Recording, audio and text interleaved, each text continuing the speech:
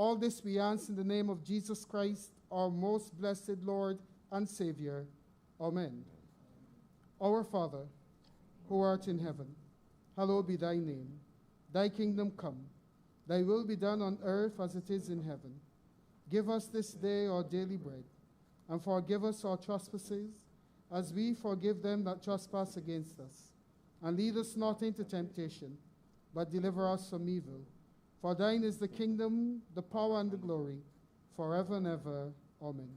And may the grace of our Lord Jesus Christ and the love of God and the fellowship of the Holy Ghost be with us all now and forever. Amen. Amen.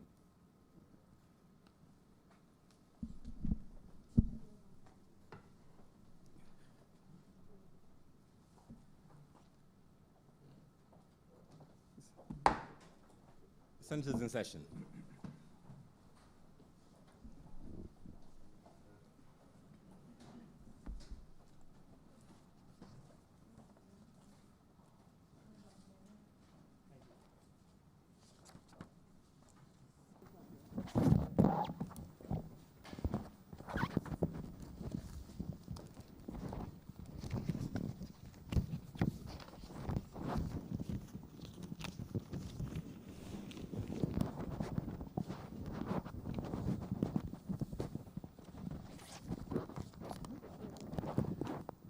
Messages from Her Excellency the Governor General. I have a message from the Acting Governor General, and it reads as follows. Dated 19 February 2021. Dear Mr. President, I have the honor to inform the Honorable the Senate that the Governor General, Her Excellency Dame Sandra Mason, GCMG DAQC, has been granted vacation leave for the period 6 to 22nd February 2021. In accordance with the provisions of Section 29(1)(a) of the Constitution, I have taken the necessary oath to perform the functions of the Office of Governor General during Her Excellency's absence. As the Honorable the Senate is not meeting at this time, it will not be possible for the usual formal message to be sent to your chamber. Will you therefore please bring the absence of Her Excellency formally to the attention of the Honorable Senate when next it meets? I have the honor to be yours faithfully, Acting Governor General, Dr. the Reverend Honorable Jeffrey Gibson. Announcements by Your Honor. Honorable Senators, in relation to announcement, just to alert you, the matter of facilitating participation by honorable senators in our meetings via video conferencing platforms, that is a matter that will require some formal action by this chamber. You will recall that Her Excellency the Governor General had signed the necessary proclamation permitting such to happen. However, we have not met since December 18th, and in order to trigger the formal process of the Standing Orders Committee, making necessary amendments to the standing orders to facilitate such, we need to formally move a resolution of the Senate. The Standing Orders Committee is only empowered to consider matters which have been referred to by the Senate, and we therefore could not refer the matter whilst we were not meeting since mid-December. Accordingly, during the course of today's sitting, notice of appropriate notice, appropriate language will be presented to the Senate for Senate's approval, and this will be approval to send the matter for consideration by the Standing Orders Committee, which committee will then come up with the appropriate structures and so on. And I must tell you that that heavy lifting having been done by the Honorable House of Assembly and the Office of the Clerk of Parliament, we will be adopting similar appropriate procedures, policies, technology, and the like, such that as soon as that is approved by the Standing Orders Committee, we will be, they will submit a report, which according to the standing orders has to be approved by the Honorable Senate, which will allow us to legally and properly meet via that medium. Just to remind that the quorum, based on the certain practice in the House, there's still the need for the minimum quorum to be present in the facility, and the others can join by video conference, which then allows for greater distancing and so on. Additionally, in relation to our meetings, we had received guidance from the Chief Medical Officer a few months ago in terms of the physical spacing and procedures, and we did update that guidance, or we did seek updated guidance during the course of last week or early this week, and the arrangements which you have in place today as a result of the guidance, which remains remains pretty much the same. There's a requirement, just to remind, that if you're going to be speaking, that you'll need to wear your mask if you're going to be speaking within less than 6 feet from your next closest person. And so those, given the room we have, you can always shift to another location where you will be so distant. I have requested the clerk to additionally have installed a standalone microphone to facilitate that, but in the meantime, you can just find a place which is distant, and if you need to remove your mask, you can speak from that location. So we did have advice concerning the arrangements and so on. So those are announcements. So I expect that during the course of this sitting, you will have the appropriate motion that would allow the Standing Orders Committee to formally consider the arrangements similar to what have been put in place for the House, so we can get a report back with urgency to the Honorable Senate. Once that is approved, then we can do it. Because remember, the principle behind these formal structures is that no one, not the President, not a leader of government business, not a group of, not a cabal of senators, not the clerks, can change the orders of this chamber without the chamber's knowledge and permission. So even, for example, on a given sitting day, and we want to suspend a particular standing order, there's always a question put for approval, because the House regulates its own procedures. So it is based on that principle, but all the technical work and all the other matters have been concluded to ensure that we are able to use that facility. So that is it for announcements from the chair. Sorry, excuses. First of all, I have been informed that Senator Dr. John Rogers will be late. In terms of absence, the Honorable Leader of the House, Leader of Government Business, is going to be absent today. He is participating in a Heads of Government meeting, as all Ministers of Foreign Affairs will do from time to time. Additional absence, notice of absence from Senator Monique Tate, Senator Casper Franklin, Senator Crystal Drakes, and Senator Lucille Moore.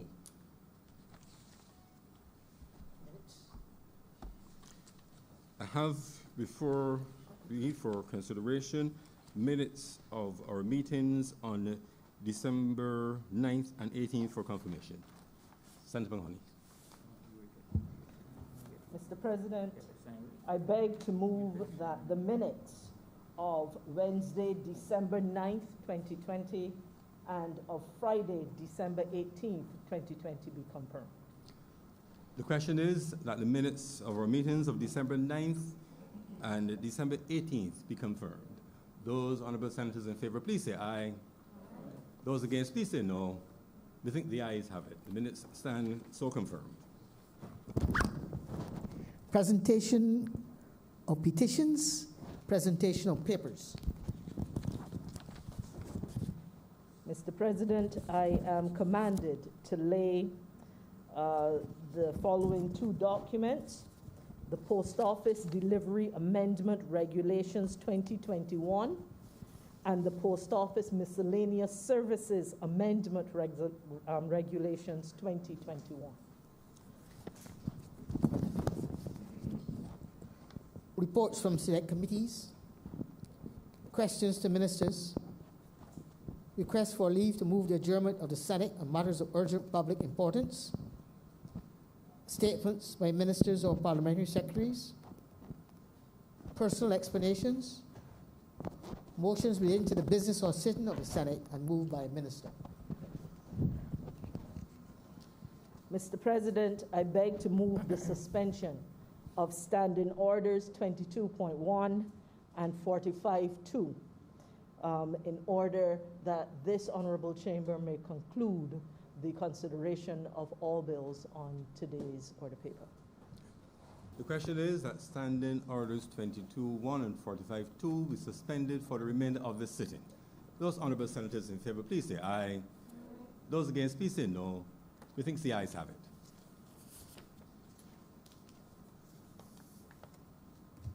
Introduction of bills. Mr. President, I beg to give notice of these three bills.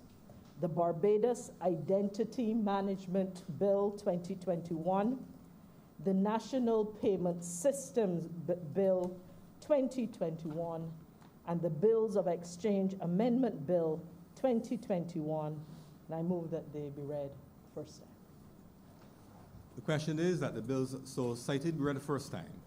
Those honorable senators in favor, please say aye. Those against, please say no. Methinks the ayes have it.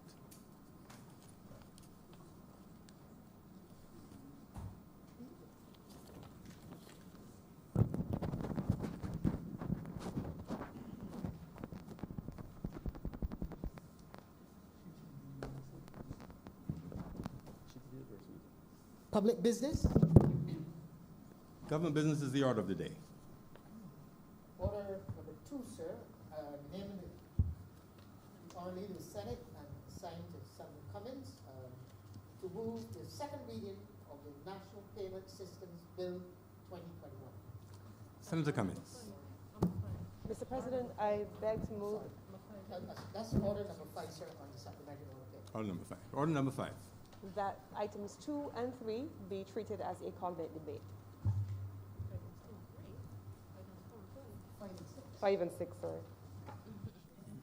The question is that orders number 5 and 6, what are the names again? National Identity and... National Payments and exchange of bills. And bill of exchange. Bills of exchange. The question is that items 5 and 6 be treated as one debate. Those honorable senators in favor, please say aye. Those against, please say no. Methinks the ayes have it. Senator Cummins, please proceed. Mr. President, I rise on this occasion to present these two bills at an interesting time. Mr. President, I was discussing it with one of my colleagues this morning in casual conversation, and they made a reference to how frequently in today's space we use technology platforms like WhatsApp. We communicate in individual form. We started out with BlackBerry Messenger. We then started to use WhatsApp. We started to use WhatsApp for messaging. We started then to use it for calling. And very few of us now incur overseas charges on our various landlines as a result of the technology and the disruptive technology that is WhatsApp as a platform. We initially had MSN Messenger. We evolved into Skype. We use Zoom. Mr. President, technology has been disruptive, and it has created mechanisms by which we have changed the way in which we do business. The bills before us today, Mr. President, are a reflection of that time, change, and space within which we now operate, and so too must our financial payment system.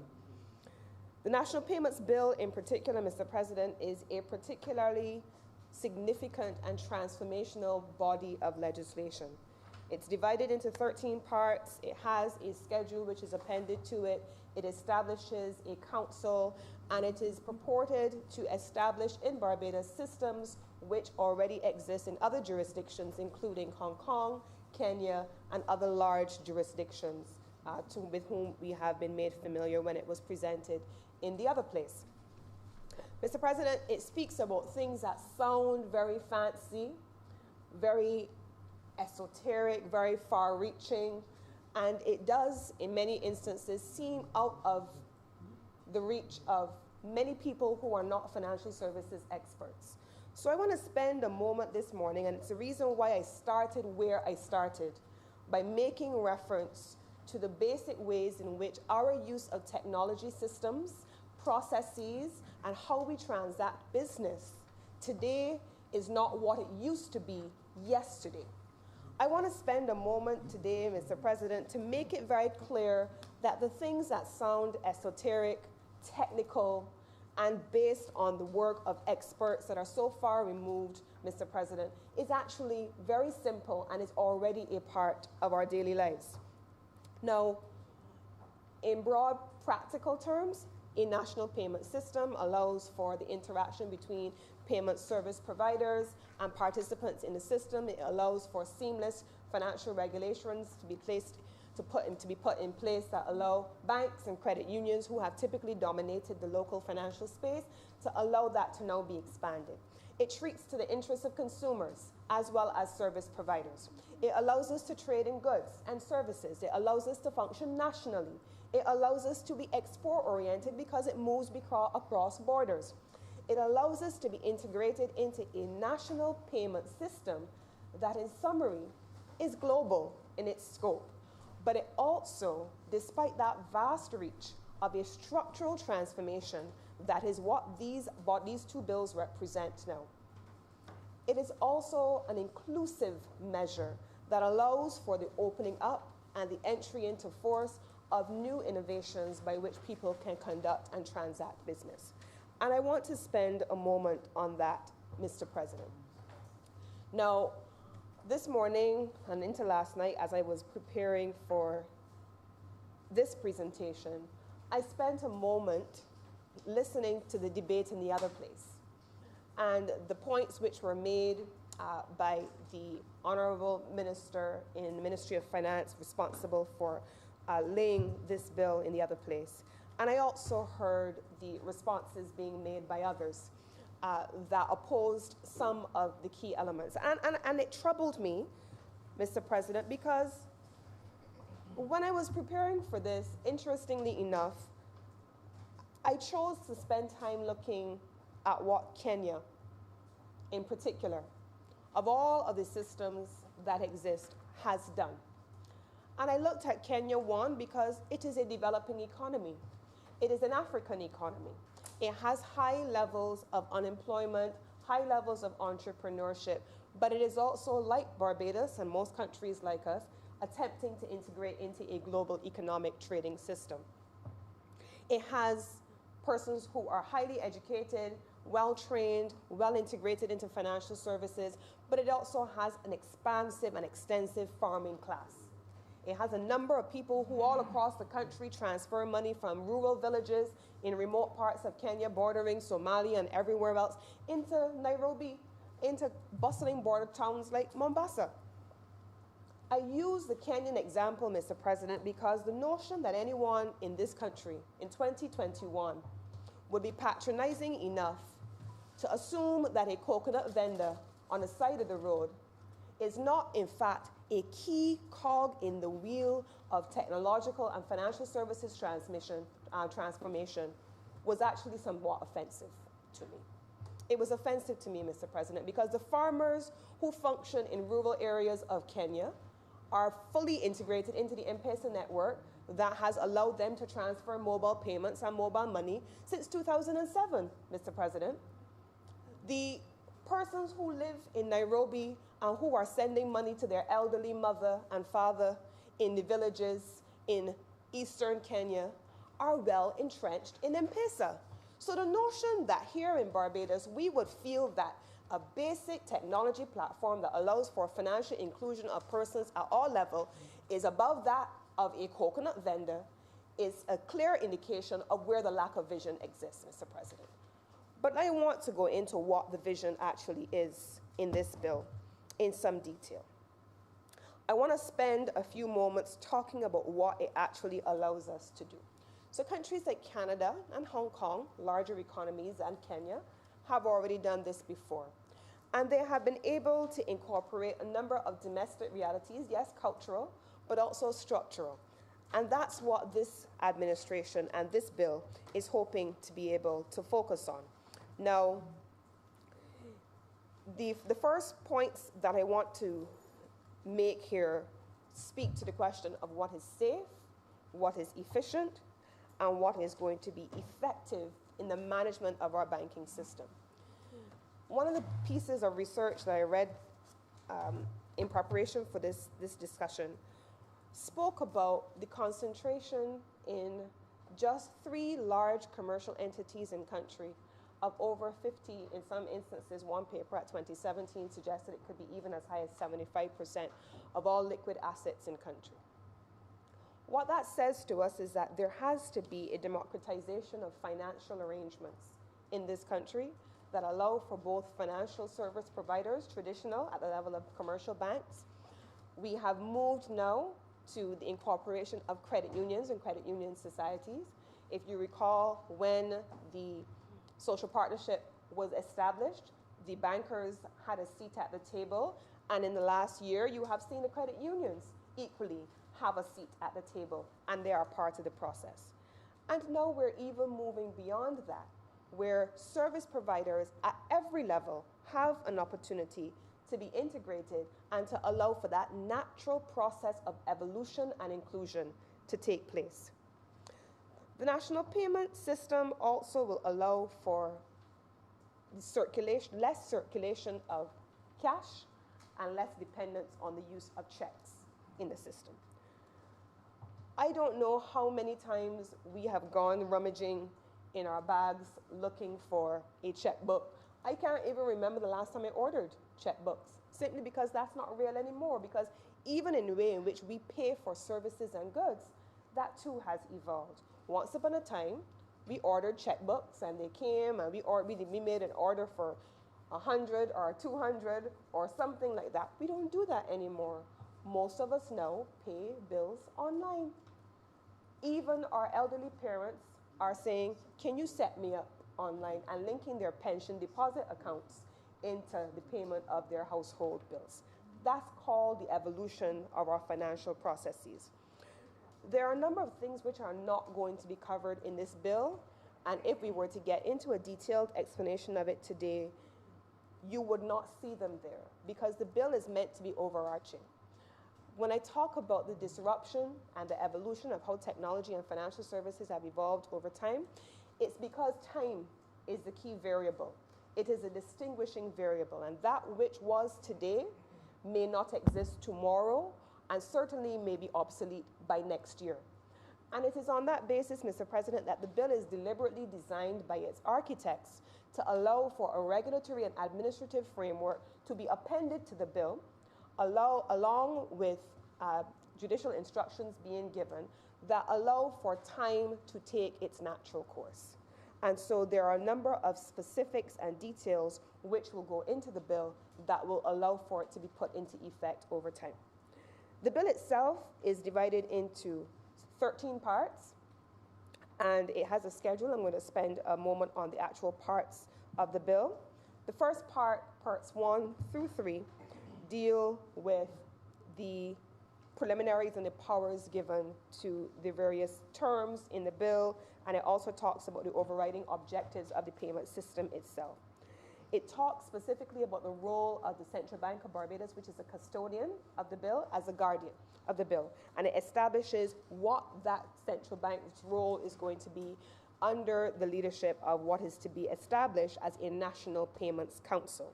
Now, this council is going to act as an advisory body to the bank, and it is going to provide the regulatory support to the Central Bank of Barbados. This is not something that we have created and reinvented the wheel on. It is modeled very similarly onto the UK payment systems regulator and the various advisory councils that were established in Canada. The second part of this section of the bill speaks to licensing, and it is drawn on a number of entities which are captured under the Financial Institutions Act and the Cooperative Societies Act. and those that are the ones that are going to be providing services. One of the key things that I want to pay attention to here, because I won't go into detail on every element of it, but this is going to be applied to various service providers as applicable depending on the context and subject to where there are appropriate modifications that need to be made. But there are also instances where penalties may have to be levied as a result of persons being out of compliance with what is required based on a review period, and licenses may therefore be suspended, revoked, or subject to a due process revision process. Parts 4 through 6 speak to ongoing oversight and innovation, and I did mention that the bill is deliberately broad-based in its framing to allow for regulations to come in place to allow for ongoing innovation processes to take place. And so you will expect some of this over time, and one of the key elements that I want to focus on here is that it is the preferred option that the payment system participants in the process will agree on and set the standards for interoperability, and that will allow us to add legitimacy to the system. Now, one element that has been discussed a bit is the treatment of information, and my honorable colleague, the Minister with responsibility for science and technology, is no doubt in her own presentation on a related but separate bill going to speak about the management of information as it relates to the collection of persons' personal data. But there are, of course, measures that are put in place where here in this House, we have already passed the Data Protection Bill. That bill is to be proclaimed. It's now Data Protection Act. And we have a mechanism already in place for how we treat to and protect data. But beyond that, I'm sure that we were also very pleased to hear the news during the course of this week about Barbados' removal from the EU blacklist. And so we continue to pay very close attention to the importance of anti-money laundering legislation, to the need for us to avoid financing of terrorist activities. We also, in this place, passed legislation to that effect over the course of the last 3 years, and it is expected that Barbados will continue, under the bank's guidance, to be in compliance with those provisions. The last element of the bill that I want to speak about is consumer protection. This is both providers and consumers that will be captured in this framework. This is a long-standing debate, long-standing conversation which has taken place in the country about consumer protection. It comes up under many guises, whether we're talking about price controls, price gouging, the absence of interest rates, regulation by the central bank. It comes up in many incarnations, and we are going to be looking, in the context of this bill, at the question of consumer protection. Now, originally, there was the intention that there was to be a tribunal created within the confines of this bill. It has now been determined that the Financial Services Tribunal will continue to deal with matters arising now that it already has in place. But in this case, the Payments Act will be governed by the Financial Services Tribunal, and the Fair Credit Reporting, as well as matters that are being dealt with by the Financial Services Commission Tribunal. Mr. President, there are two items I would want to raise as I come to the second part of my presentation. Mr. President, we are in a space where, and I think the Prime Minister describes it well, we have to learn to walk and chew gum confidently. There are many people who would say, well, what them and they're dealing with them things now, people up on the road and people suffering and people need this and people need that. Those things are all true. Those things are all important.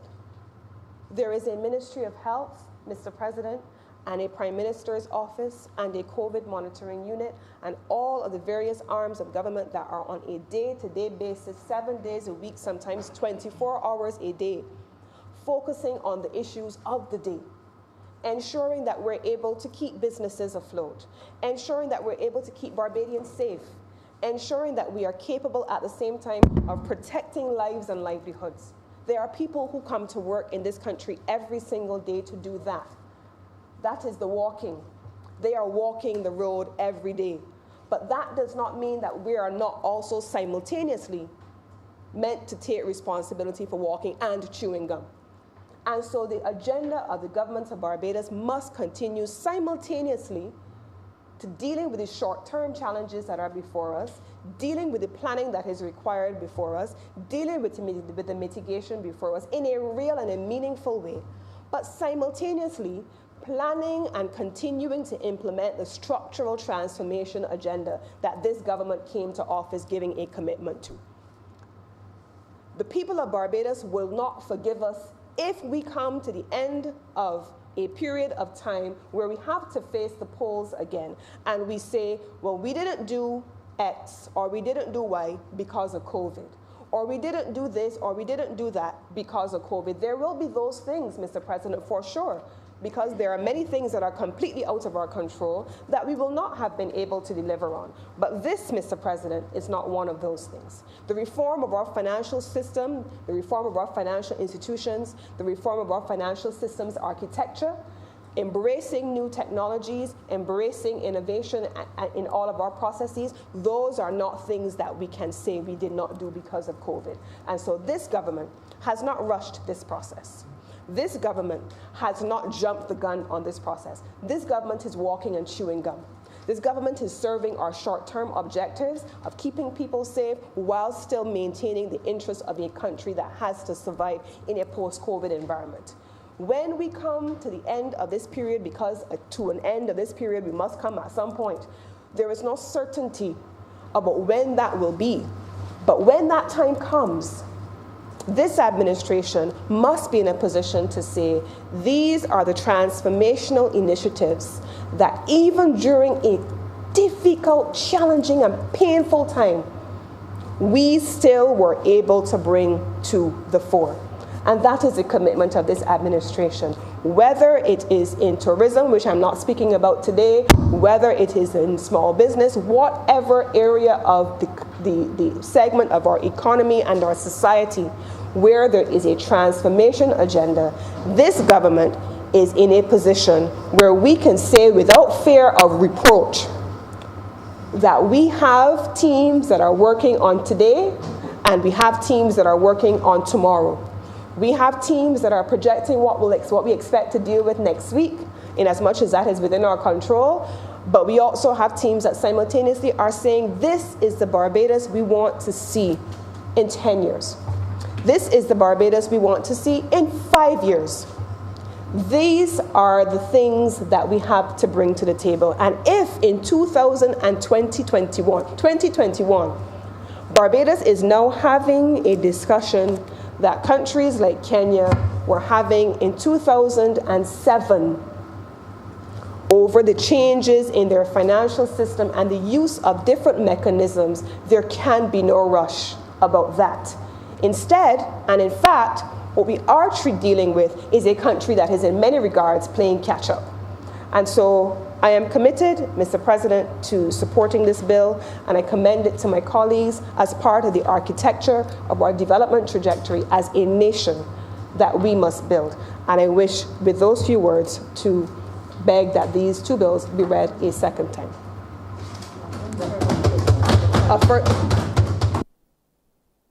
Payments at this time. Mr. President, I beg to move that the National Payment Systems Bill be read a second time. Thank you, Senator Cummins. Senator Nurse.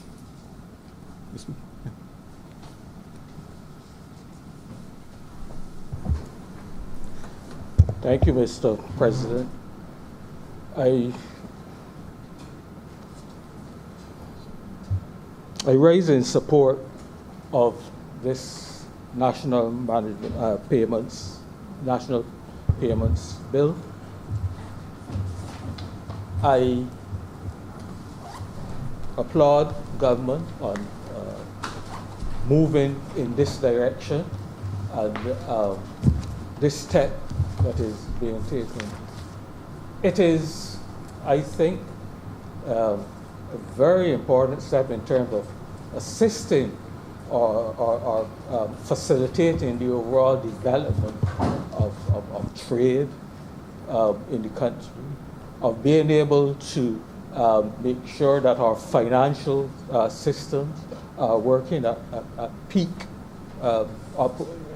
operations, and providing also for government itself a means of reducing the overall cost of its payment systems. You know, government spends a considerable amount of its expenditure, or used to, you know, writing payments of checks and so on. And that becomes very costly. And so therefore, to facilitate systems where various stakeholders will be comfortable to use alternative systems to checks and cash will definitely be a move in the right direction.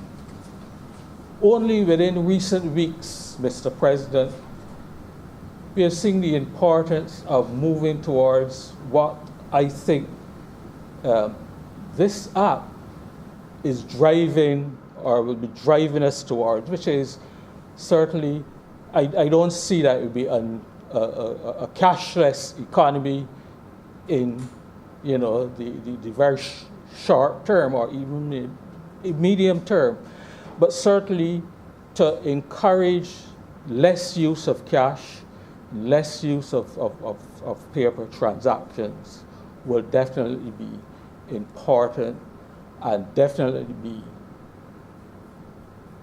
useful in driving down the cost of government operations itself. But I also see, Mr. President, from the point of view of users of these systems, it is important to have this framework. And they say that because when you look, for example, at our banking system, there are lots of persons, for one reason or another, who don't have banking arrangements. I know, for example, that banks now charge a fee on savings accounts, for example, if they drop below a certain minimum, which means it is not useful or it is counterproductive for certain persons to have them little funds in a savings account if you know that you are going to be penalized because it drops below a certain level. But all of those people are still, all of those persons are still part of our society. They still have transactions to do. They still have to go about their regular daily business. They still have to pay their bills. They still have to buy food and so on. And therefore, it is important that there are alternative ways which would provide them, as far as possible, to have access to payment systems outside of having to use banking systems.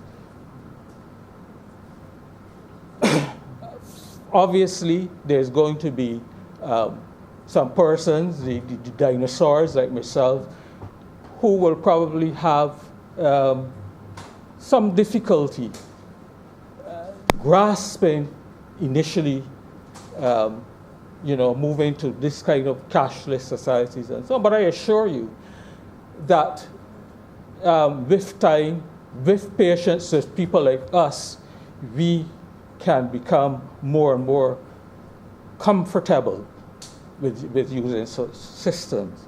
And so I think I make this point because I want to say that it is important to sensitize all of us, to get all of us to recognize the importance of moving in this direction towards cashless societies.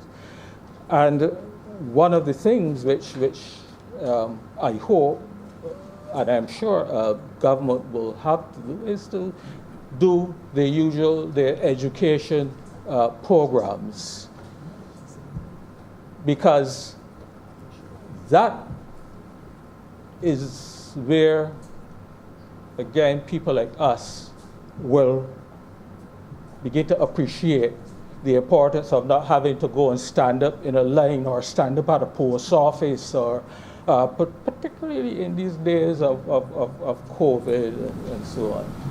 If you can do a lot of your transactions at home, or if you can do a lot of transactions at the point of sale, then you can save yourself a lot of time, a lot of effort, and perhaps even put some of that time into more productive or more desirable things that you wish to do. And I also see, Mr. President, that we need these facilitations because with the level of unemployment currently, our young people seeking to find employment or alternative sources of employment. And mind you, a lot of these young people, being whiz kids and familiar with the technology, are very well going to find ways of developing business interests which are based on electronic systems and so on. But these people will not have a banking history, for example. And so it makes it a little difficult. It will probably make it a little difficult for them if they go to the bank and the bank needs to see, various forms of ID. You need a utility bill, you need this, and you need that, and a lot of them don't have that kind. Lots of them probably don't even have bank accounts. So I see that in developing this national payment system, it will probably facilitate a lot of trade, a lot of development of ideas, small businesses. It can, provided we give the impetus, we give the direction, and we allow our young people to take up the opportunities and move with them. And then I got some ideas from the presentation just now, but overall I didn't get a kind of an overall vision of what government perhaps see we going in terms of this system in the next maybe 5 to 7 years or so. And it would have been useful to see how governments see this system such as these. And I should say that, to my mind, this is probably only a work in progress because there are several other things that will need to develop and need to need to come in place as this system becomes more and more acceptable. For example, we have to make sure that regulations and laws and so on keep current and on the cutting edge as the payment systems, as the technology and so on changes. The laws and so on will, of necessity, have to be upgraded and developed in order to be able to regulate these changes systems. I have scanned through the act, Mr. President, and I think it, and in my mind, it covers to a lot of the things which I mentioned. It's dealt with things like security, which obviously will be integral to a payment system. As we know, our financial system is really dependent on a key thing, which is trust. And if we don't have adequate secured systems which people feel comfortable with and which they can rely upon, we're going to fail from the very start. And so I want to encourage government to continue to develop the other areas which need to work, which need to go hand in hand with developing this national payment system. But just as a footnote, Mr. President, I know that this provides an opportunity, obviously, for the providers of the services, the payment services, to make revenue. But I would hope that in doing all of this, government seriously, or the regulators, I should say, make sure that the fees which are going to be charged are fair, that they're reasonable, and that, Mr. President, we know that from a while now, we have been complaining about the number of fees that are being charged by various financial institutions and so on. So we don't want to see, in other words, as I said earlier, one of the things about this national payment system is that should be cost effective for anyone to use, whether it be, as I said, the government or individual or business and so on. And so I would really like to implore that while I understand the regulators don't like the idea of having too much control or direct control over fees and so on, that implicit in this overall regulation, that they will look at that fees and perhaps publish all the fees or have some site or something where you can compare fees of various providers and so on, and make sensible choices as to who you think may be best to do business with. But, Mr. President, I want to commend government on moving this legislation, perhaps hasten, as I said, because of the pandemic, but I wish them well, and I think that, and I want to say that I hope that it is a truly successful piece of legislation. And with those few words, Mr. President, I'm obliged to you. Thank you, Senator Nurse. Senator Biggins.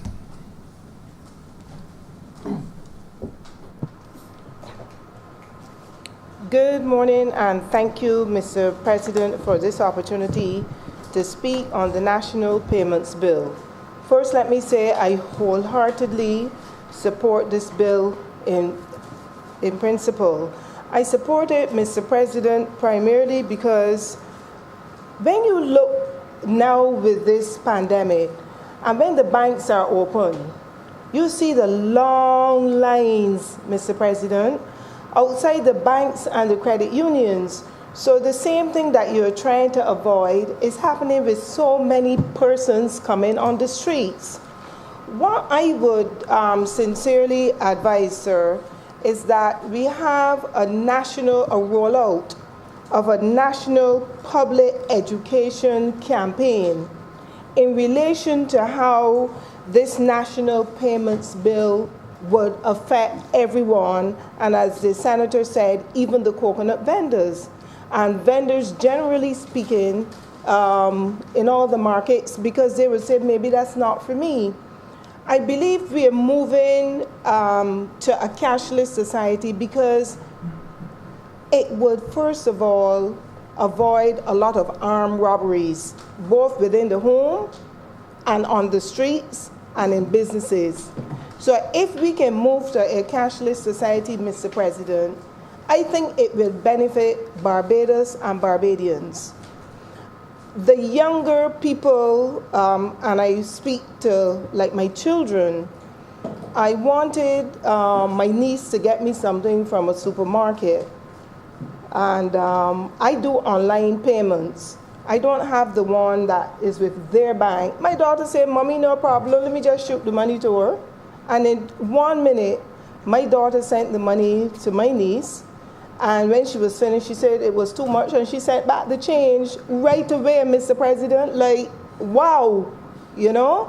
So I am saying that we need to educate the general public as to what is going on with this bill, because people would say it is not affecting me.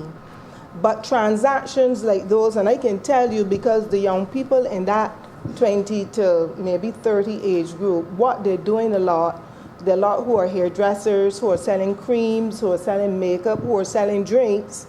Those young people have already moved to that platform of a cashless society. And I can tell you, having to deal with young people in that age group, what we want, Mr. President, is to spread it primarily to our senior population. And a lot of persons are saying, I must have my pension check in my hand, because if I don't have my pension check, you have not paid me my pension. Mr. President, I was having a discussion with someone in relation to how I was thinking that you could eliminate the long lines as well at the post offices, and with the postmen delivering pension checks physically to pensioners. I said to the individual, why don't you do a master list and have all the pensioners' names on the checks?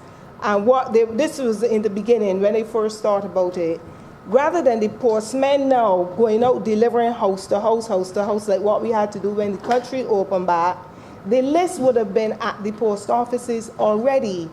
And my grandmother would only just have to then go to the post office, show her ID card. I know sometimes we talk about the fact about these 10 different forms of ID, which we will speak in the Barbados National ID Bill. Show the Barbados ID, and you can verify that that is the person and pay them their money on the spot.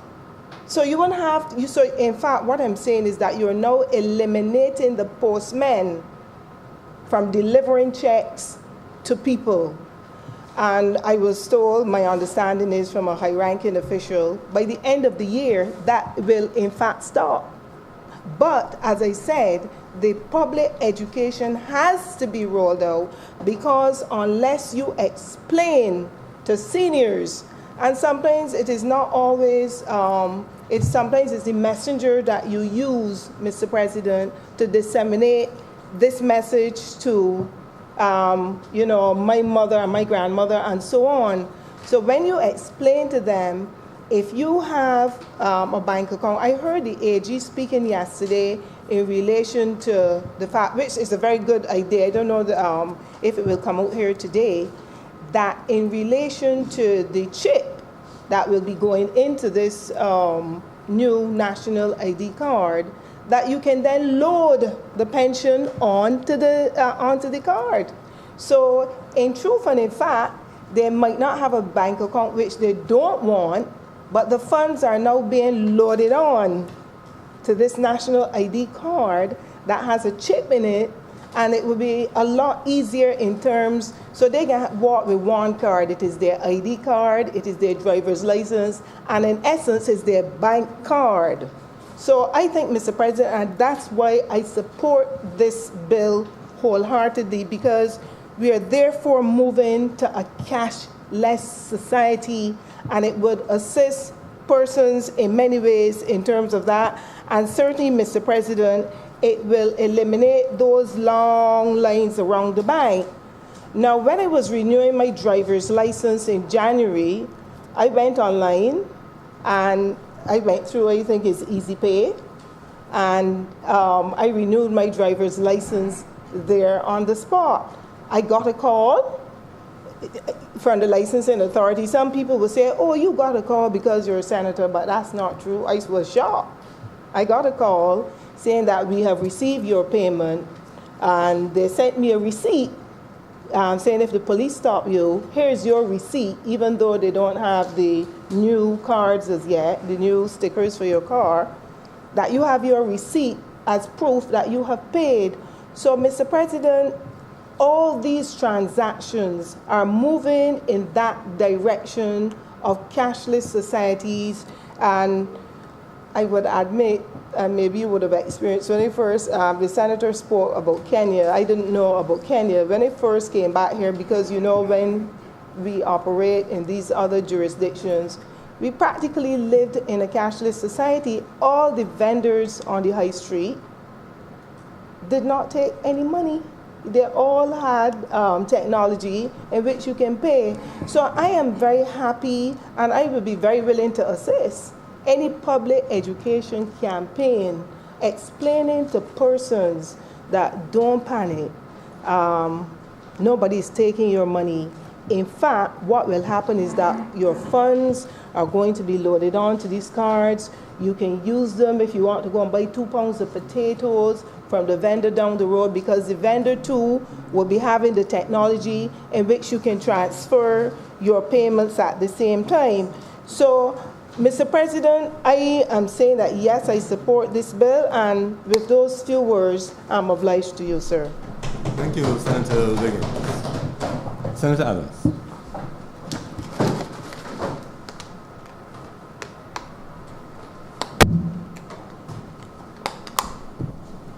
Thank you, Mr. President. When a bill like this comes before us, I think one of the best starting points is to ask ourselves the question, what's the problem we're trying to solve here? And several of the contributions that have been made so far touch on, beg your pardon, elements of the problem we're trying to fix. But I'd like to offer another explanation, an analogy to start at that point. I want you to imagine, Mr. President, sir, that you have a car. I imagine you already do have a car, and you might have bought it to deliver yourself from point A to point B in comfort or at speed, or perhaps it's a vehicle you bought for a business, a utility vehicle, a van, and you invested in it specifically to develop your small business. But there's a problem, and the problem is that you're not allowed to drive that car on the road network. And you're not allowed to drive it on the road network because the roads are all owned privately by 5 companies. And if you want to access that network, you've got to pay. And you've got to pay quite significant fees and charges. Now, so I think we can agree that faced with that kind of situation, ordinary life becomes quite difficult to live, much less running a business. If you're running a business in that sort of environment, you really find yourself limited in terms of offering goods and services to clients, and most importantly, collecting payment to those who are within walking distance, unless you pay these private operators to use their network. And this is not the worst of it, sir. You can pay and still not use your car. You have to use a car that they allocate to you. So it might not be the fastest car. It might not even be the safest car for exactly what you want to do. But that's the only way you can get access. So I suggest that this analogy is really, it shares many parallels with the current state of our overall payment system infrastructure. And a payment system can be many things. Checks are a payment system. There's a lot of jargon around different types of electronic payment systems, ACH. In the UK, you've got BACS and CHAPS and SWIFT and all kinds of things. But what we really care about is not what's going on behind the scenes. What we want to be able to do with all these networks is simply send and receive money in the first instance, because that is perhaps the key. When Senator Cummins spoke about Kenya, that is perhaps the key, as it proved in Kenya, to stoking a fire under entrepreneurs and simply transferring money, traversing very vast geographical distances that the banks in Kenya had not found a solution for, because M-Pesa was a solution of a telecoms company. So we're really just talking about the free movement of your asset, your cash, to take care of things that you need to take care of. And sometimes those things will be personal, and sometimes it'll be running a business.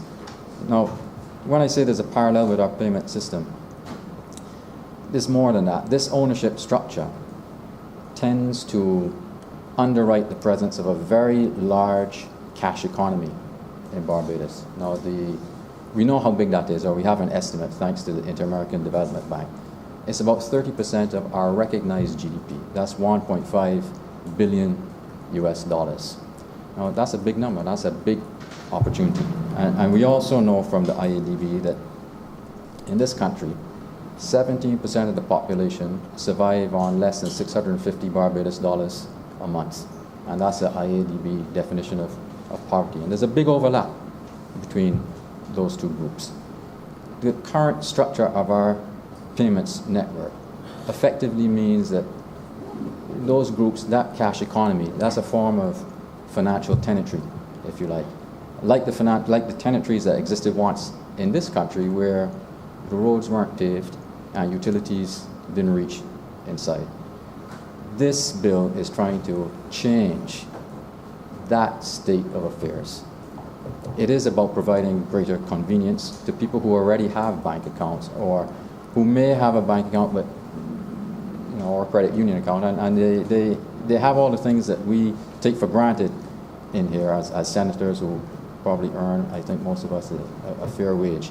This is things like being able to pay electronically, taking out a loan, creating and subscribing to a pension plan, some kind of savings device. Many people do not have ready access to those things that we take for granted.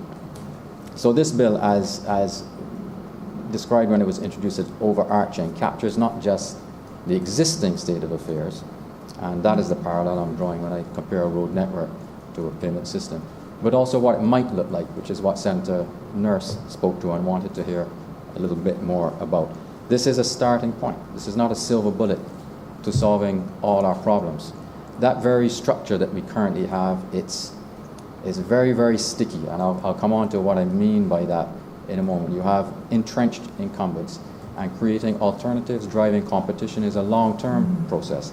Well, that's the goal, the starting point that this bill wants to attack. It wants to create, by granting more access to the current payment systems and encouraging people to build new payment systems, whatever jargon or abbreviation you attach to them. All these things just facilitate the movement of money for personal or for business purposes. We don't care what they're called. That's what the average person wants. And this bill is a starting point for actually achieving that. How, in concrete terms, does it do that? Well, currently, just like that fictionalized road network, if you want to use the electronic payments network in Barbados, or indeed any network except for cash, you've got to go through the banks. The banks are the guardians. They grant or withhold access to the payments network. Now, this bill changes that by appointing the Central Bank of Barbados instead to that function. What that means is, in concrete terms, is the central bank now is the entity that is going to balance what does our economy need in terms of stability and consumer protection against what all these anticipated businesses who are going to ask for access can offer. Some will come with innovative solutions to the very problem that Senator Wiggins mentioned. How do you stop, or how do you offer an improvement in quality of life for pensioners who are queuing up twice a month to collect paper checks? Others will come with solutions that will change the state of our embryonic e-commerce structure. The central bank now, not a private consortium, are going to decide who is best placed to deliver that. I think history shows us that when you have tight control by an oligopoly of any sort of economic asset base, that it doesn't act in the best interest of the public. It acts in its own, and it's normal, its own private interest. This bill seeks to redress that balance, to make these networks better serve the public good. There's another aspect that has an immediate impact, and this is why I mentioned earlier the power of the incumbents and the stickiness of the incumbents. It may be, and I'm not saying it will happen, but it may be that the central bank grants access to a payment system or allows somebody to build a network, only to find that the existing banks refuse to either grant that business a bank account, which is a death sentence for doing business anyway. Or they may say, you know what, although he meets the legal requirements for KYC, and which is know your customer, this is anti-money laundering measures and legislation. Although this person meets the requirements, we, the banks, judge that it's still not good enough. We're not going to have anything to do with him. That's actually happened. This is not just a far-fetched idea. So the central bank under this legislation can also grant accounts at the central bank to people it grants access to the wider payments network with. Now, really, these are supposed to be settlement accounts to protect the public. So if some new actor goes bankrupt, the central bank is holding the money to cover everybody who trusted that actor with its cash. But there is flexibility that these could perhaps serve as operating accounts should it be the case that any given entity finds it's very difficult in its ordinary course of business to deal with incumbent banks. These are very important and really quite powerful elements of the bill. Now, so I think there's a far broader question to return to the cash economy and the size of the cash economy. Many of the comments we've heard and observation really deal with cases where a business or an individual already has a bank account or a credit union account. Now, what about those people who are in that cash economy? They may have a credit union account that's dormant. I gather there are quite a lot of those. But their daily existence may be dominated, financial existence, through the use of cash. You know, how do you reach those people? That 1.5 billion cash market and that 70% of people living below the poverty line, that's a financial territory that we have to find a way to build roads and financial utility into. And this bill is seeking to lay the groundwork for that also. How is it going to happen? We know, although people may not all have a bank account, they all have a smartphone. Smartphone penetration is measured in this country. It's over 100%, which means on average people have more than one smartphone. So you may not have the ready means to access a bank account, or you may not want to use your credit union account. But we know, the government knows, and the central bank knows, that the elements are there in place to reach such segments of the population anyway. But how is it actually going to happen? And this is where the bill forms part of a larger process that the government is undertaking. If you're a commercial bank in this country, you have a very expensive cost base. You've got a lot of branches, you've got a lot of staff. You're not interested in banking people who earn more than that $650 a month, because chances are you don't consider them to be a profitable segment of the population. So ultimately, the solutions to solving that problem are not, in my view, going to come from commercial banks. What about credit unions? Well, potentially they could make some inroads, but credit unions offer services that are described, they're called nested. They're really resellers of services, financial services that are already offered by the banks. Now, you cannot compete on price with what you're reselling from someone else. So there's a limit to how much competition a credit union can offer. So there are really only two ways that you can deal with this. And one of them relates to the bill we're going to debate later, the Barbados Identity Management Bill, and the distribution of national identity cards. I'm sure that when Minister McCartney comes to speak about that, amongst all the functionality that card will have, and Minister Strong mentioned this in the other place yesterday, is the capacity to send and receive money. And one of the problems of payments generally is, if you're a private enterprise, is it only becomes profitable at scale. And this is also a challenge for granting access and trying to stoke up competition, especially when all the scale is already with commercial banks. But a national ID has scale built in, because every single person will have it. And the government, in my view, has created the single best counterbalance to the inclination of banks and privately held payment networks to increase fees, the very fees that Senator Nurse spoke about, with this mechanism. this capacity of the digital ID to also be a payment network. It might be the way you pay for bus fare. It might be the way you receive social benefits. There are all kinds of different ways, but it's a critical counterbalance and a way of injecting competition into the existing market. And it is contemplated in this bill. That is the reason it is overarching by design. Now, there is a second way that the private sector can help, not only with existing bank account holders, because as Senator Nurse referred to, there is a lot of disquiet and periodic flare-ups and complaints about the level of fees that banks impose in this country. Largely that's driven by two factors: their cost base and also the fact that they're an oligopoly. There's not a lot of them around. So they can nearly always impose a fee or a fee rise. They can find the pain point, the point at which there'll be general rebellion and stop this before it.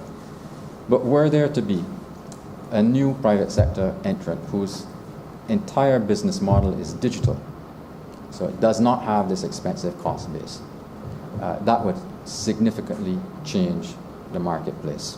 I'll speak a little bit more about that also. Now, the government has mentioned this from time to time. It's mentioned it in isolation as a standalone possibility, but it's also spoken about the potential for the Barbados Postal Service to increase the volume of financial services that it actually offers. It might do that alone, or it might do that in partnership with another private sector entity.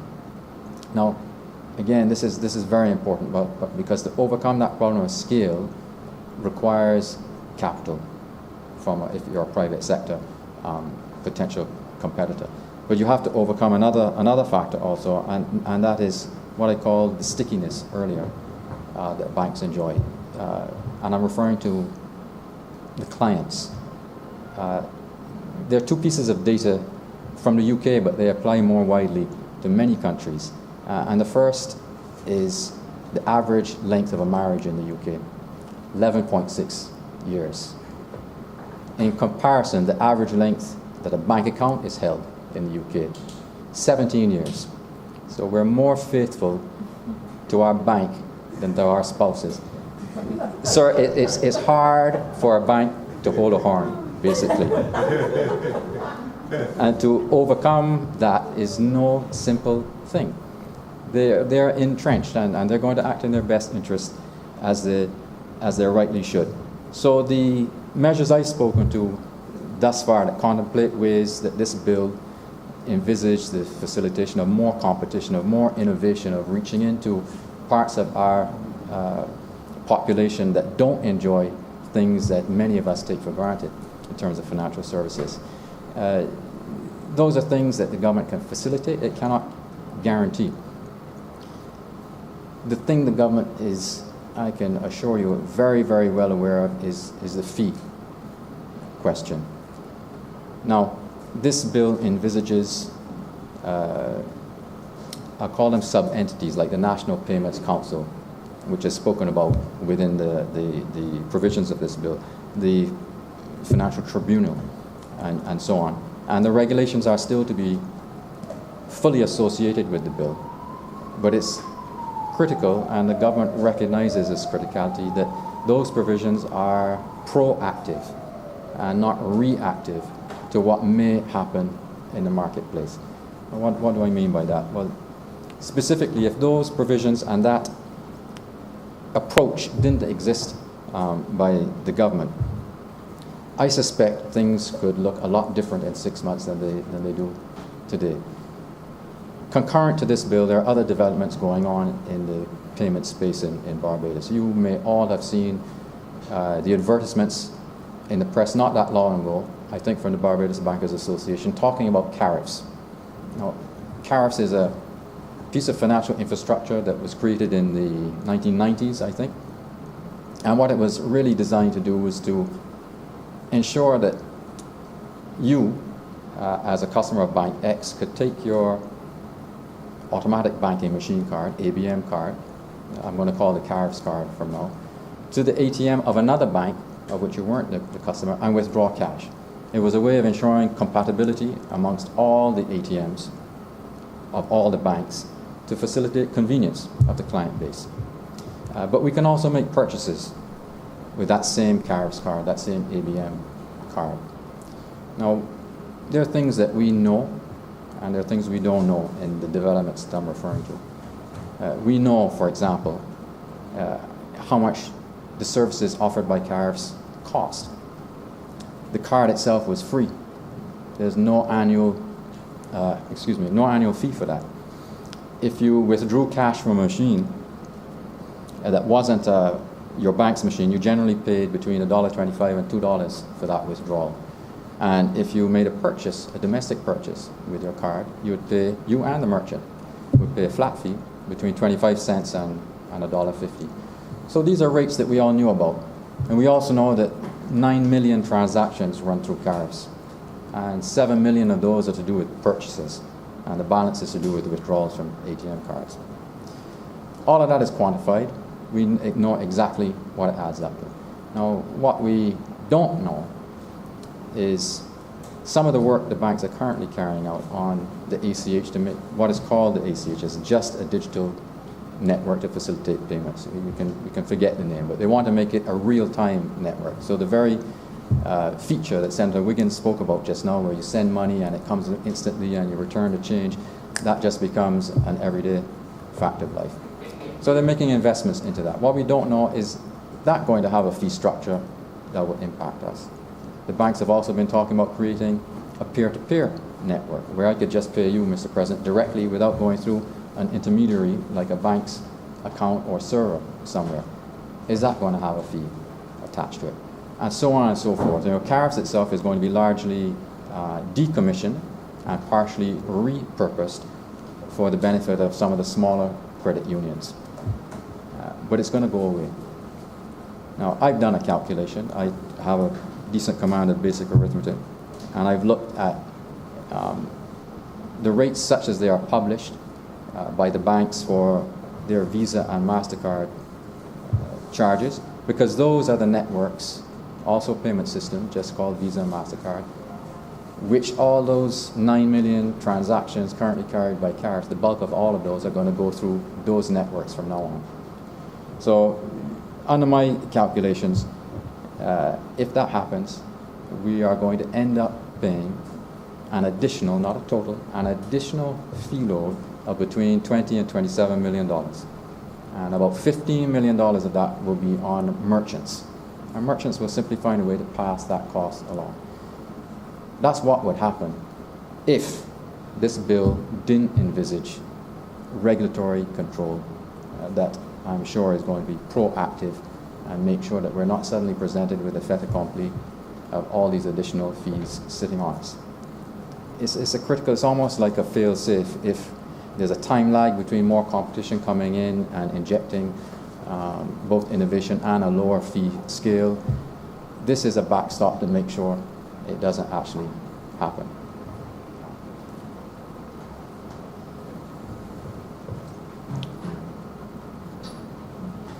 I think, sir, that there's, on this fee question, there's an interesting dynamic that occurs to me. As banks, rightly profit-seeking, wish to increase the fees, if it's allowed to happen, we're going to end up incentivizing cash.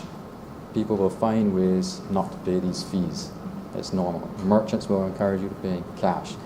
And it completely sabotages both what the banks would like to achieve, because handling cash is very expensive. And the number one industry that handles cash is the financial sector, namely banks.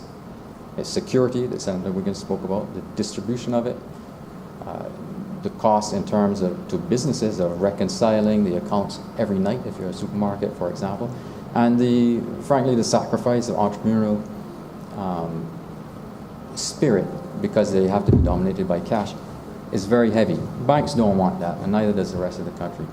So it's really critical that we find a way to ensure all the incentives are aligned, that we don't have runaway fees, that we are able to encourage new entrants into this market, and that the appropriate regulatory framework sits right behind it to make sure to catch almost anything, to act as a long stop.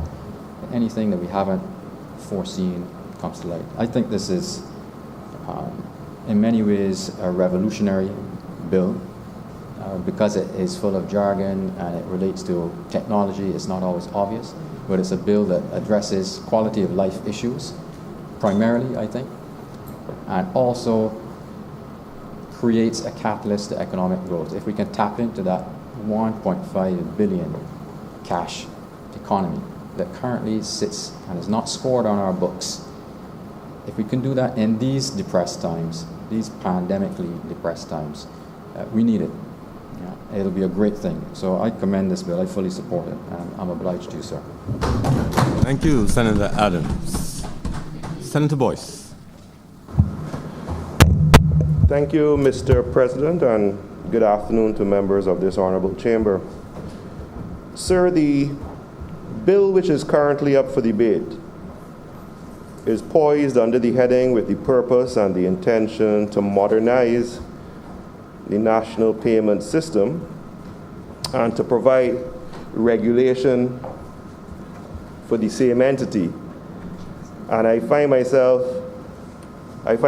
enthused to follow Senator Adams, who perhaps at a previous time in a different iteration may not have been as enthusiastic with the concept of regulation as he currently finds himself.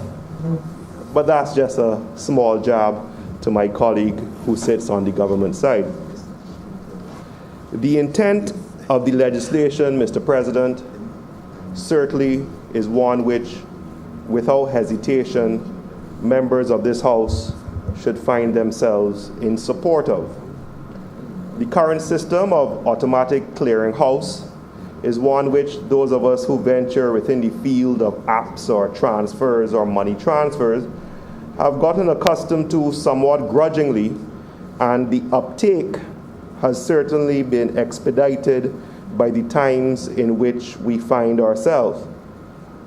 Sir, currently, through my banking provider, and I won't say the name, I utilize a lovely app for my transfers. And I utilize these transfers to pay persons with whom I do business and persons with whom I may have to settle an obligation.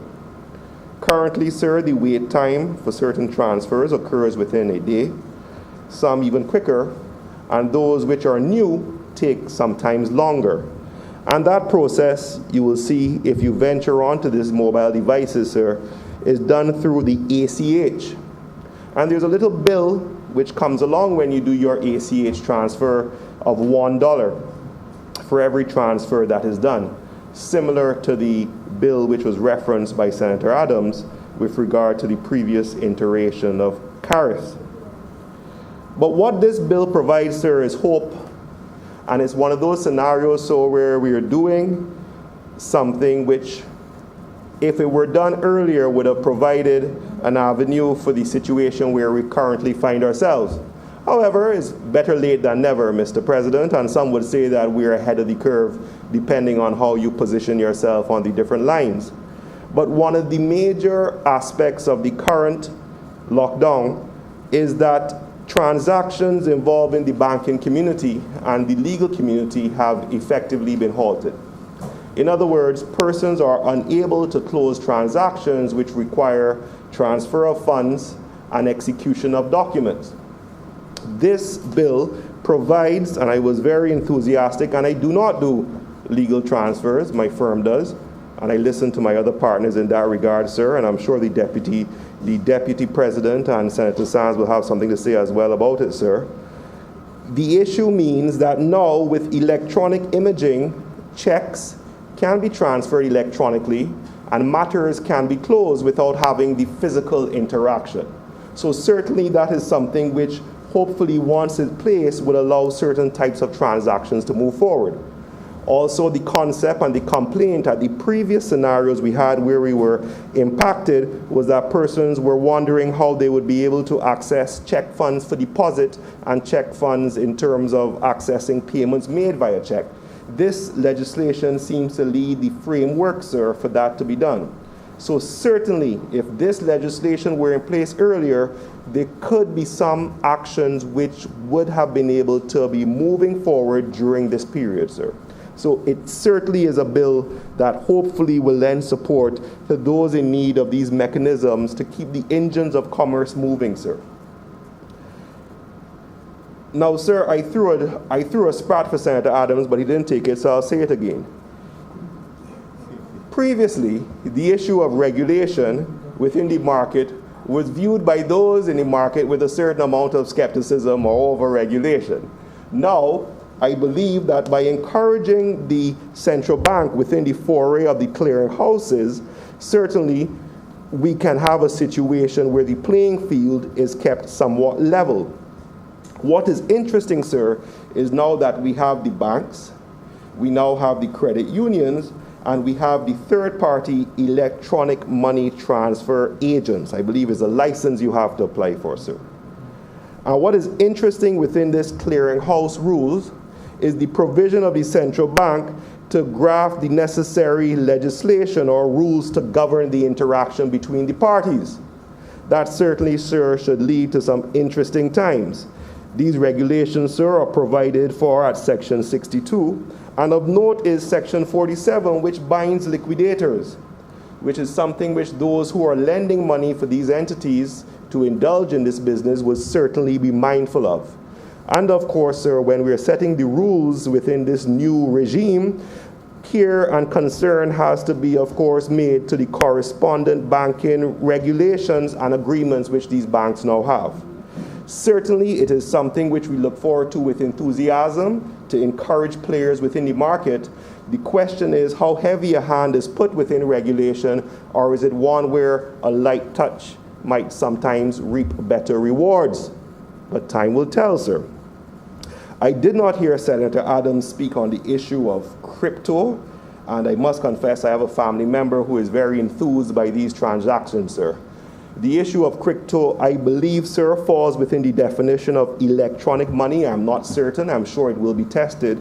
But I believe the major issue relating to these cryptocurrencies, besides pump and dump concerns, of course, relates to the repatriation of funds for gains made in these transactions.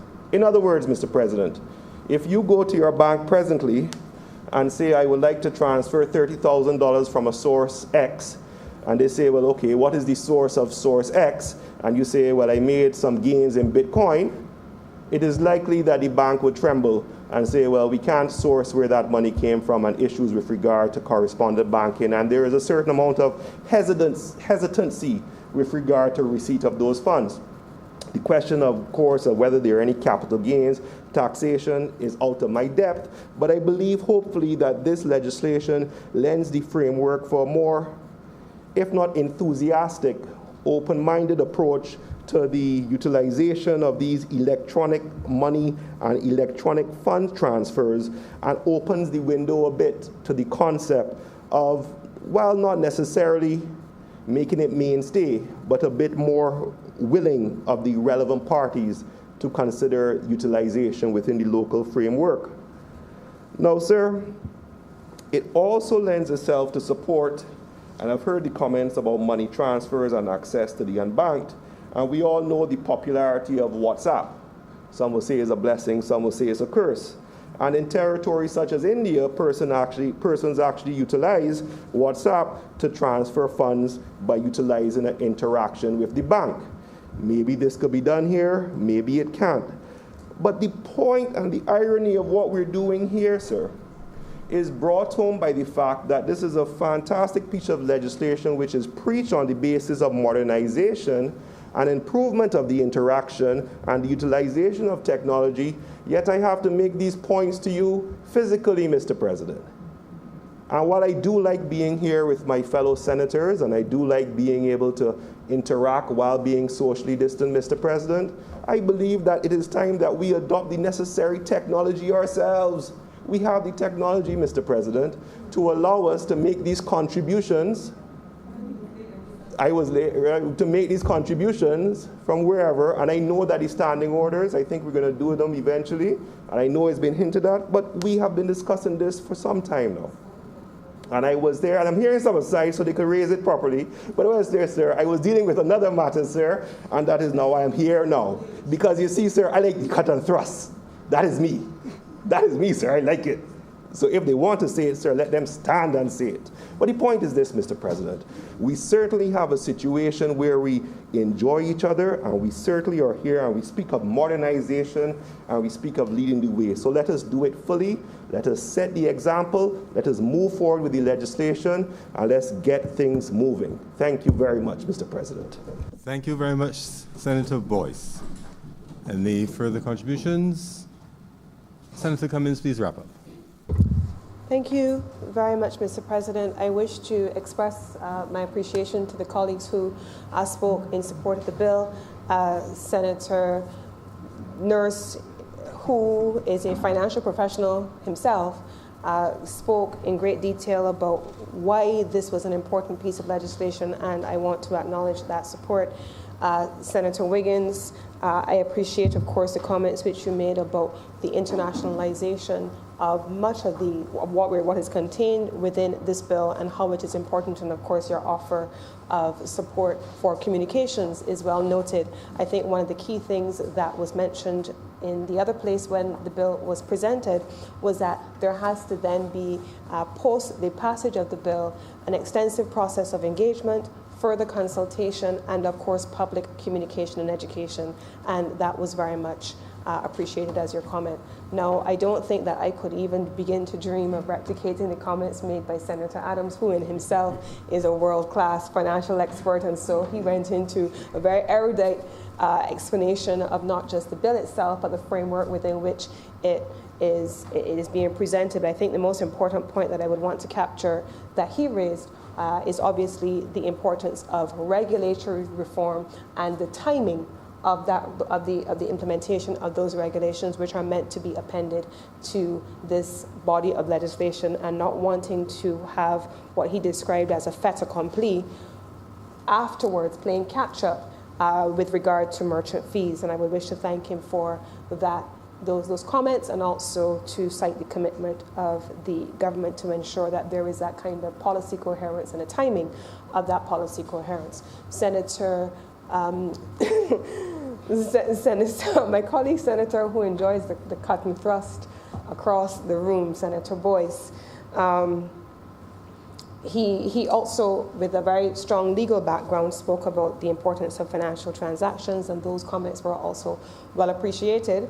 I was also making the point that Senator Boyce arrived late and therefore was not in a position to benefit from the first part of the Senate discussion, which spoke in great detail. Mr. President, you shared in great detail the proposals and the way forward as it relates to virtual meetings. And it was clear from Senator Boyce's presentation that not only was he late, but he did not listen to the Senate by way of the radio or any of the other media which are available to him prior to his arrival, so he could be kept abreast of what was being discussed here in this honorable place. And so, Mr. President, I think this is one of those occasions where we are very clear on where we need to go as we move forward.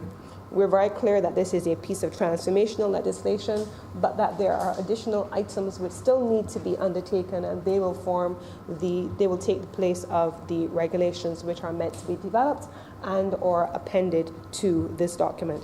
And with these few words, I beg to move that this bill be read a second time. Thank you very much, Senator Cummins. The question is that this bill be read a second time. Those honourable senators in favour, please say aye. Those against, please say no. We think the ayes have it. Mr. President, I beg to move that Your Honour do now leave the chair and the Senate dissolves itself into a committee for further consideration of this bill. The question is that I do now leave the chair and the Honourable Senate dissolve itself into committee for consideration of this bill. Those honourable senators in favour, please say aye. Those against, please say no. I think the ayes have it.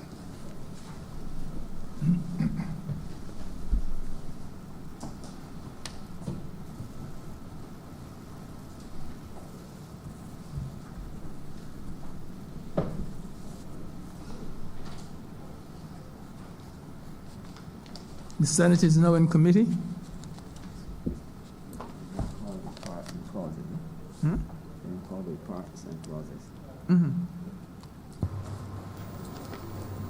Part 1, clauses 1 to 3. Mr. Chairman, I beg to move that Part 1, clauses 1 to 3 do stand part. The question is that Part 1, clauses 1 to 3 stand part. Honorable senators in favor, please say aye. Aye. Those against, please say no. Methinks the ayes have it. Part 2, clauses 4 to 7. Mr. Chair, I beg to move that Part 2, clauses 4 through 7 stand part. The question is that Part 2, clauses 4 to 7 stand part. Honorable senators in favor, please say aye. Those against, please say no. Methinks the ayes have it. Part 3, clauses 8 through 17. Mr. Chair, I beg to move that Part 3, clauses 8 through 17 do stand part. The question is that Part 3, clauses 8 through 17 stand part. Honorable senators in favor, please say aye. Aye. Those against, please say no. Methinks the ayes have it. Part 4, clauses 18 through 27. Mr. Chair, I beg to move that Part 4, clauses 18 through to clause 27 do stand part. The question is that Part 4, clauses 18 through 27 stand part. Honorable senators in favor, please say aye. Aye. Those against, please say no. Methinks the ayes have it. Part 5, clauses 28 through 31. Mr. Chair, I beg to move that Part 5, clause 28 through 31 do stand part. The question is that Part 5, clauses 28 through 31 stand part. Honorable senators in favor, please say aye. Those against, please say no. Methinks the ayes have it. Part 6, clauses 32 through 35. Mr. Chair, I beg to move that Part 6, clauses 32 through 35 stand part. The question is that Part 6, clauses 32 through 35 stand part. Honorable senators in favor, please say aye. Those against, please say no. Methinks the ayes have it. Part 7, clauses 36 through 38. Mr. Chair, I beg to move that Part 7, clauses 36 through 38 stand part. The question is that Part 7, clauses 36 through 38 stand part. Honorable senators in favor, please say aye. Those against, please say no. Methinks the ayes have it. Part 8, clauses 39 through 43. Mr. Chairman, I beg to move that Part 8, clauses 39 through 43 stand part. The question is that Part 8, clauses 39 through 43 stand part. Honorable senators in favor, please say aye. Those Aye. against, please say no. Methinks the ayes have it. Part 9, clauses 44 through 49. Mr. Chair, I beg to move that Part 9, clauses 44 through 49 stand part. The question is that Part 9 through clauses 44 through 49 stand part. Honorable senators in favor, please say aye. Those against, please say no. Methinks the ayes have it. Part 10, clauses 50 and 51.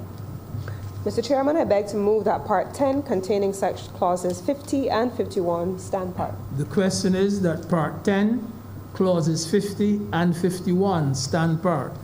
Honorable senators in favor, please say aye. Those against, please say no. Methinks the ayes have it. Part 11, clauses 52 and 53. Mr. Chairman, beg to move that Part 11, clauses 52 through and 53 stand part. The question is that Part 11, clauses 52 and 53 stand part. Honorable senators in favor, please say aye. Those against, please say no. Methinks the ayes have it. Part 12, clauses 54 through 57. Mr. Chairman, I beg to move that Part 12, clauses 54 through 57 stand part. The question is that Part 12, clauses 54 through 57 stand part. Honorable senators in favor, please say aye. Aye. Those against, please say no. Methinks the ayes have it. Part 13, clauses 58 through 63. Mr. Chairman, I beg to move that Part 13, clauses 58 through 63, do stand part. The question is that Part 13, clauses 58 through 63, stand part. Honorable senators in favor, please say aye. Those against, please say no. Methinks the ayes have it. Schedule. Mr. President, I beg to move that the schedule be the schedule to the bill. The question is that the schedule be the schedule to the bill. Honorable senators in favor, please say aye. Those against, please say no. Methinks the ayes have it. Mr. Chairman, I beg to move that you do no report to His Honor the President the passage of one bill in committee. The question is that I do not report to His Honor the President the passing of one bill in committee. Honorable senators in favor, please say aye. Those against, please say no. Methinks the ayes have it.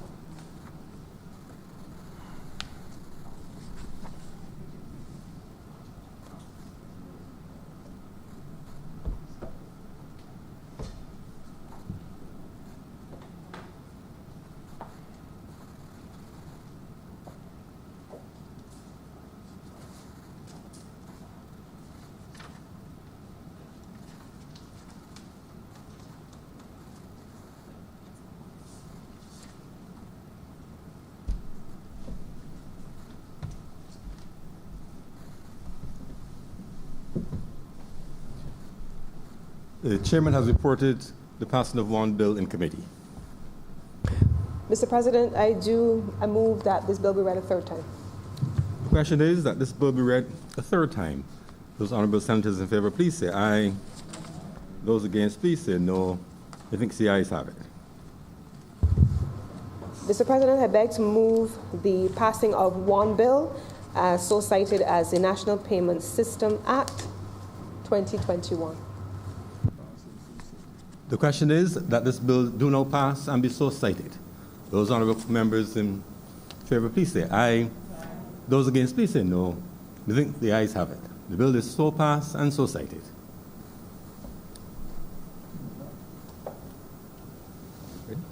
Order number 6, sir. Order number 6. In the name of Senator the Honorable L. Cummins, to move the second reading of the Bills of Exchange Amendment Bill 2020. Senator Cummins. Mr. President, I beg to move that Your Honor do now leave the chair and Second time. I beg to move that this bill be read a second time. The question is that the Bills of Exchange Bill 2021 Amendment 2021 do be read a second time. Those are members in favor, please say aye. Those against, please say no. Methinks the ayes have it. Mr. President, I beg to move that Your Honor do now leave the chair and the Senate dissolves itself into committee for the consideration of this bill. The question is that I do not leave the chair, and the Honorable the Senate resolve itself into committee for further consideration of this bill. Those honorable members in favor, please say aye. Those against, please say no. Methinks the ayes have it.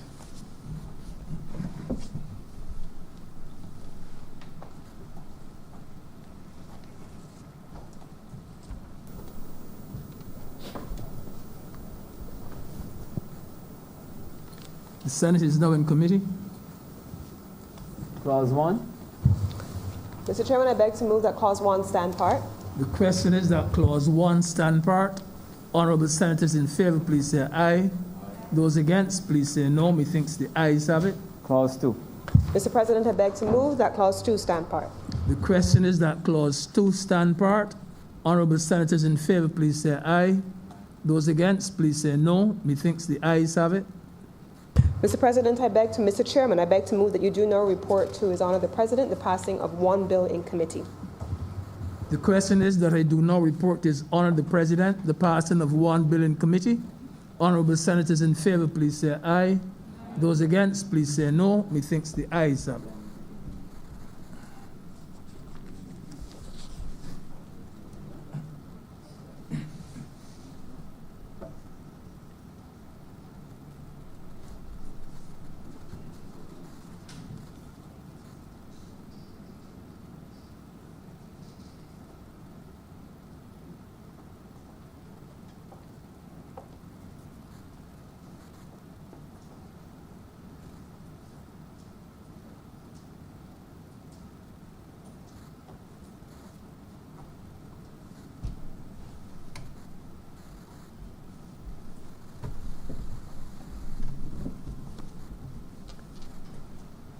Chairman has reported to me the passing of one bill in committee. Mr. President, I beg to move that this bill be read a third time. The question is that this bill be read a third time. Those honourable members in favour, please say aye. Those against, please say no. Methinks the ayes have it. Mr. President, I beg to move that this bill do now pass and be cited as the Bills of Exchange Act, Cap 304, 2021. The question is that this bill do now pass and be cited as the Bills of Exchange Amendment Act 2021. The question, those honourable members in favour, please say aye. Those against, please say no. Methinks the ayes have it. This bill is now passed and so cited.